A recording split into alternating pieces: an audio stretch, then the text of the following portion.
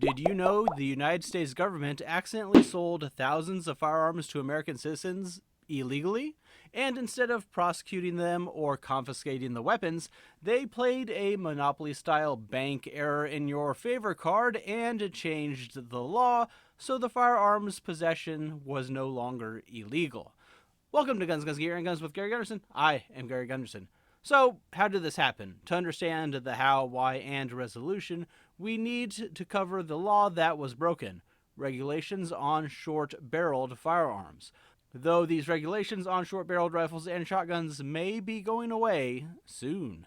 The National Firearms Act of 1934 was originally intended to be a handgun ban, but in a screw-up of monumental proportions only possible in large government bureaucracies, they somehow dropped the handgun ban portion and kept the part in the bill that was meant to close any loopholes. Oh, whoops. Whoopsie. Which established weapon classifications and how they were to be handled, which today equates to a $200 tax stamp, paperwork, extra background checks, engraving, etc.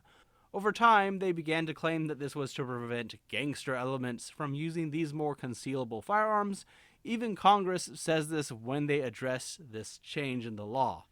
Among these are short-barreled shotguns and short-barreled rifles. Those of you who are familiar with the law today may be aware that a shotgun with a barrel length less than 18 inches is regulated by the NFA, but rifles are only considered to be short-barreled if they are under 16 inches. Why, that seems arbitrary, you may say, and well, that's because it is. You see, there was not always a difference between the two. In the text of the original NFA, shotguns and rifles were short-barreled when they were under 18 inches. So, what happened? Well, there was a little thing called World War II, which brought forth the full might of American industry to produce small arms at a staggering rate. This was followed by the Korean War and new weapons development, which left thousands of surplus firearms sitting around. So in the 1950s, more than 200,000 M1 carbines were declared surplus governmental property and sold into civilian hands. Yes, weapons of war being sold by the government to its civilian populace. Imagine that. It was extremely popular, which led to more sales of these surplus firearms. Not only that, various commercial companies began producing new examples of the firearm as well.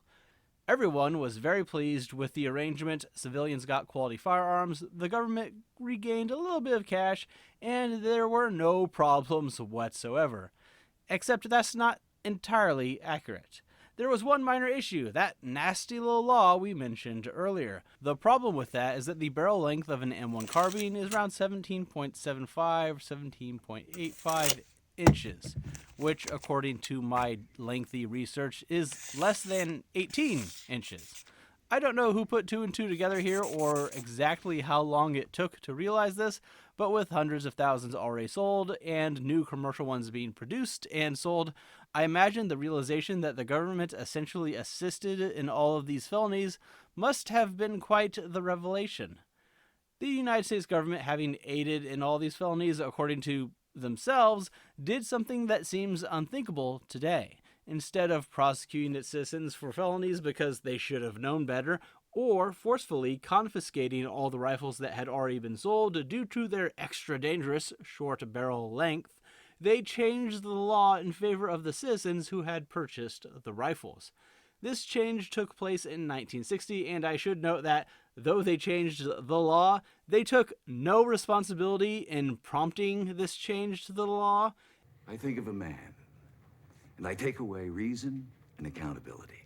Instead, declaring that it has been called to the attention of your committee that a number of popular sporting rifles have a barrel length just slightly under 18 inches. It was made clear to this committee during the public hearing held on this bill.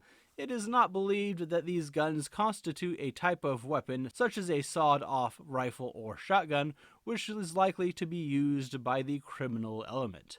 Called to their attention. Yeah, that's inevitably the reason. No mention of the role the government played in the popularity of those rifles among the populace.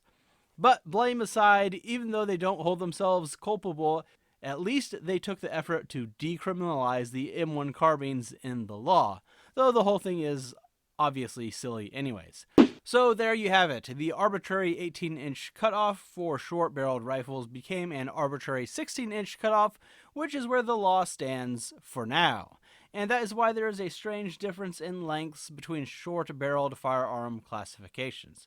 So if you want to know who to thank for your 16-inch AR that's not a short-barreled rifle, which may soon no longer be regulated in any way at all, thank the government for not even realizing what their own law said. That's all for today. If you've made it to the end of the video, please consider joining my Patreon and supporting me there, liking the video, sharing it, and if not those, at least subscribing to the channel to get more content. Thanks for watching.